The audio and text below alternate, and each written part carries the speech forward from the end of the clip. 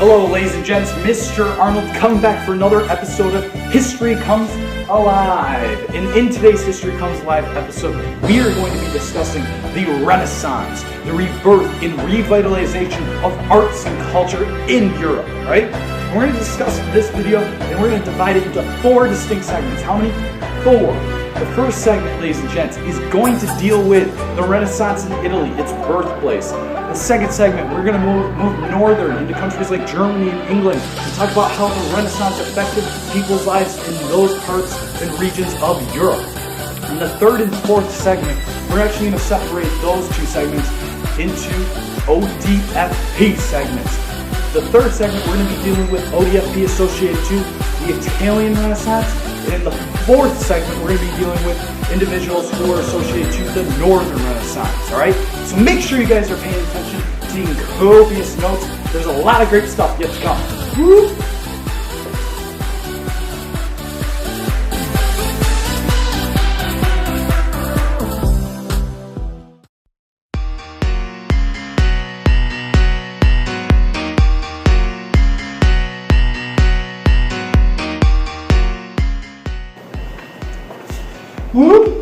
What's up, guys? Mr. Arnold coming back, and in this first segment, ladies and gents, we are going to be discussing the Renaissance in Italy. Remember, Italy is the Italian peninsula, that big piece of land that is going to be surrounded by 3 big bodies of water, ladies and gents. We're going to talk about the Renaissance in Italy here.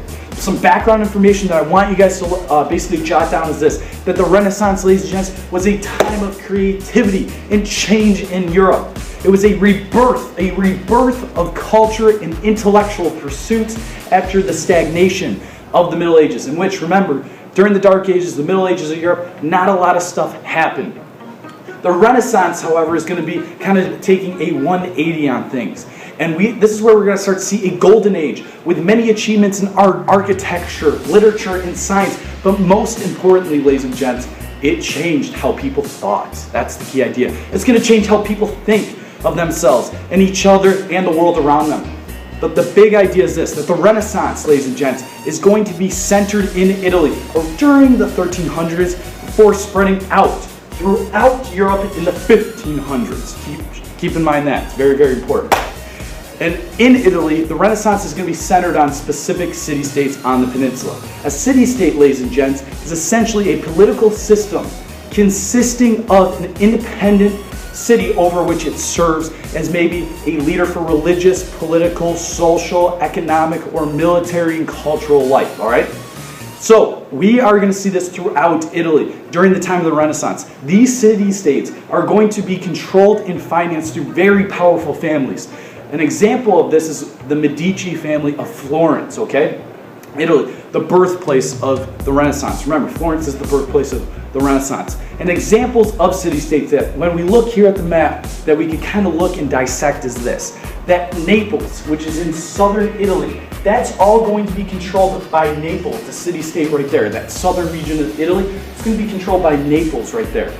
The Papal States, which is going to have a Roman Catholic influence, is going to be centered in the center part, kind of the middle of the Italian peninsula, and we are going to see that world-famous city, Rome, fall under the Papal State control and basically be ruled by the Pope and the Papal States. Next, Venice, which is going to be kind of in the northeastern part of Italy along the Adriatic Sea. All right, they are going to become a very powerful city-state during the Renaissance. In addition, we're going to see Genoa in northwest Italy take place and become a very powerful city-state as well.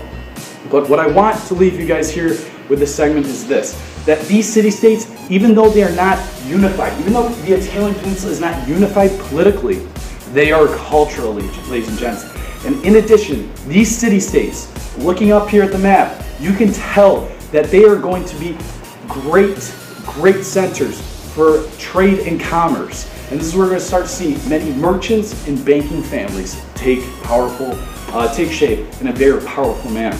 All right, that's all I got for you guys for segment number 1. We're going to move to segment number 2. We're going to be talking about the Renaissance in the North. A lot of great stuff yet to come.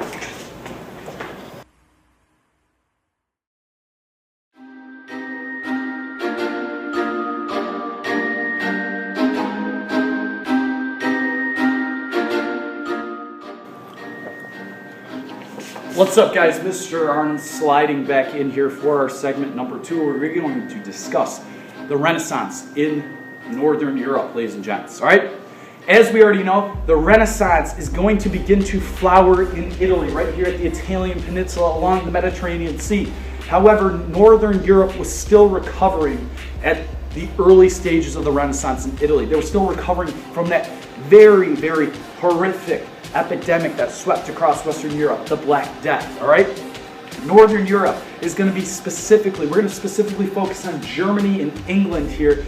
And specifically, let's focus a little bit more on Germany. What happens during the time of the Renaissance in Germany? That's very, very important.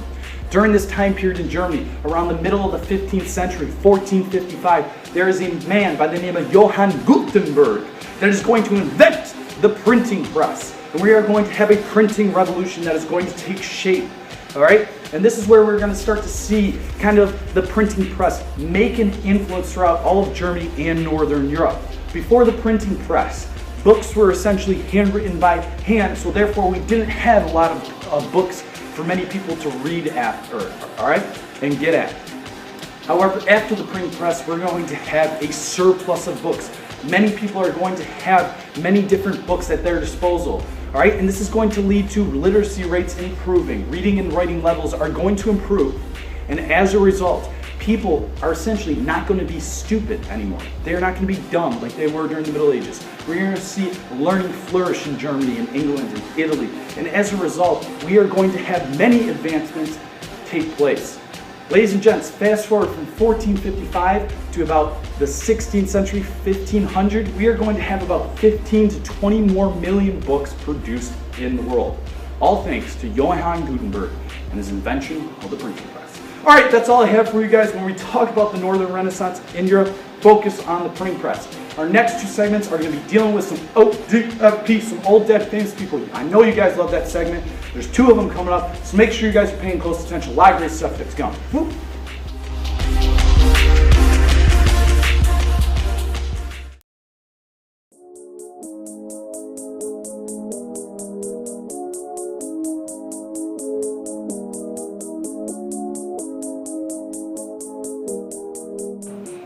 What's up, guys? How's it going? Mr. Arnold coming back for this 3rd segment. And in this 3rd segment, we're going to be talking about some ODFP associated with the Italian Renaissance.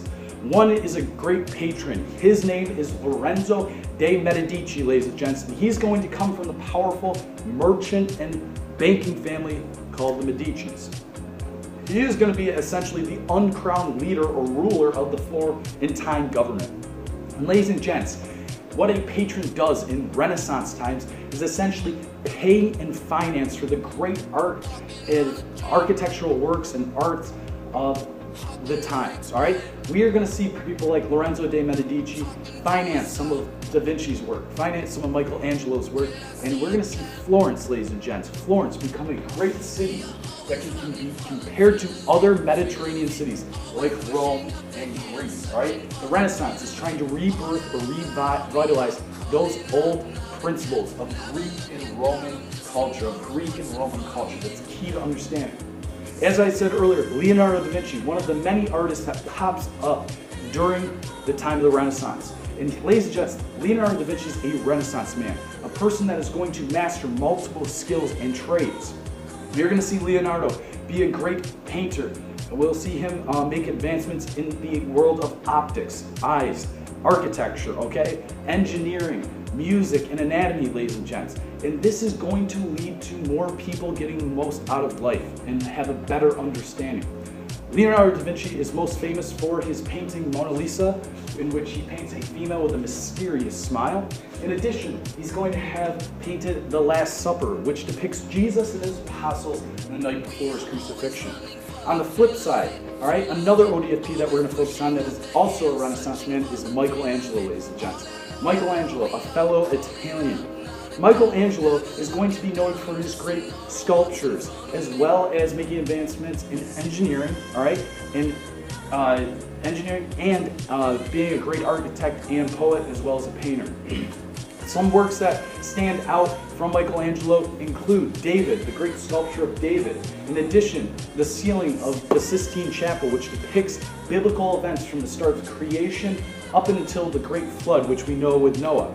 And last but not least, he's going to be noted for creating the dome, or designing the dome, with St.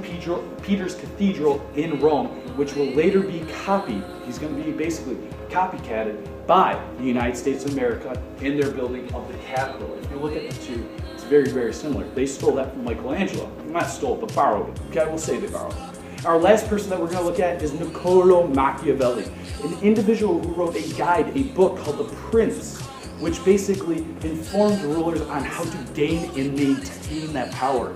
However, he did not discuss these leaders in terms of how good or how should they rule, right? How they should rule, but in terms of how real rulers rule, okay? Especially in the age of ruthless politics. Machiavelli stressed that the ends justify the means. Remember that about Machiavelli. The ends justify the means, and urged rulers to use whatever methods were necessary to achieve their goals, okay? The key idea with Machiavelli is that it continues to provide a realistic look, all right, a realistic look at politics, because it raises important questions for us to understand in terms of the nature of government and how they use its power. All right, that's all I have for you for this segment, dealing with some ODFP in the Italian Renaissance. We're going to move north, and we're going to talk about basically humanists and William Shakespeare, all right? A lot of great stuff yet to come.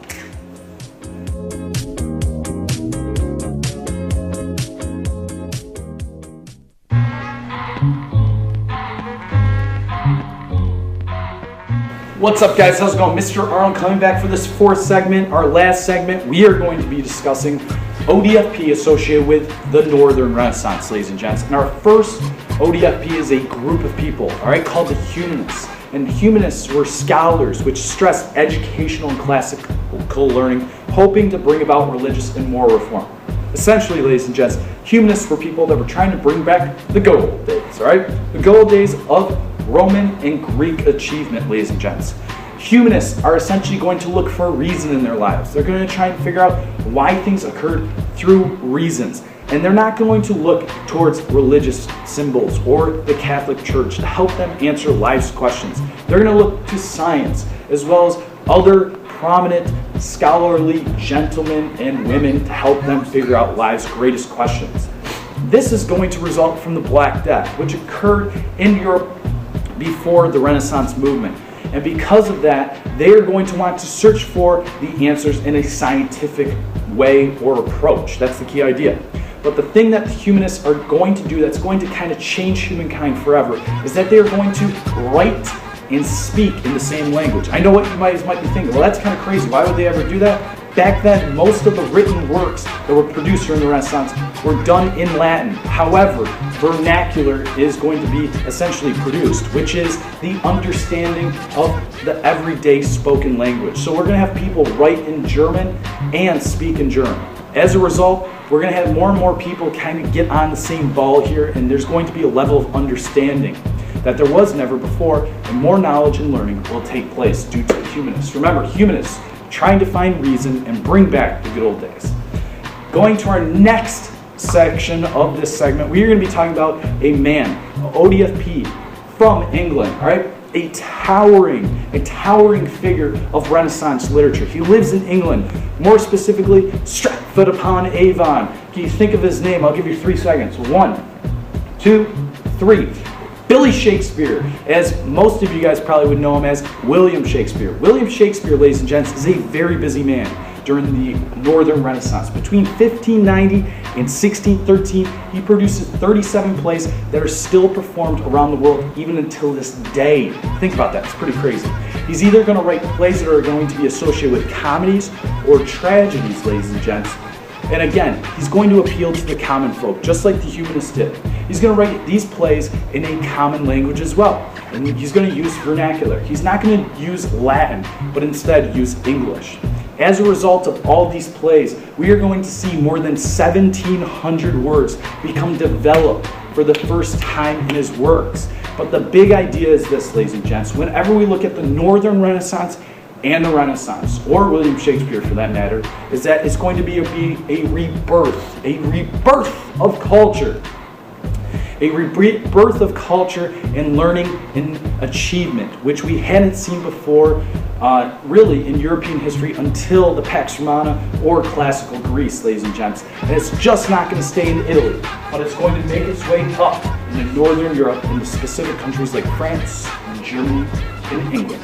All right, that's all I got for you guys for this segment. I hope you were paying attention, taking copious notes. I had a lot of fun making it. If you have any questions or comments, please do not hesitate. Do that right here below the video. But for the time being, that's all I have for you guys. I hope this video helped. I'll see you next time for another episode of History Comes Live. Mr. Arnold signing off.